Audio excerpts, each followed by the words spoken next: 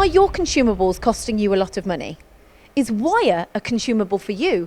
If the answer was yes to both of those questions, then you need to be speaking to Eurospark.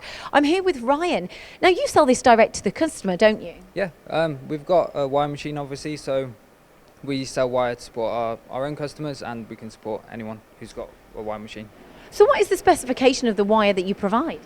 So the standard is 8 kilo reels, 0.25 diameter, but you can get up and down on diameter and different spool sizes as well to suit your machine.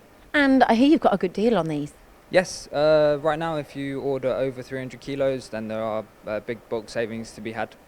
Right, speak to Eurospark directly for your wire, but this machine is in stock, ready to go. So talk me through the machine, please, Ryan. Okay, this is the 4 series machine. It's the next one up from the smallest size we do. Bed size is 450 by 300 by 250 on this one. It's got the sort of standard features you'd expect on a wire machine. It's got automatic wire threading and submerged cutting as well. So any prices? No, don't give us away too much, but what would you say? It's a low-cost entry machine to anyone who wants to get into wire cut EDM.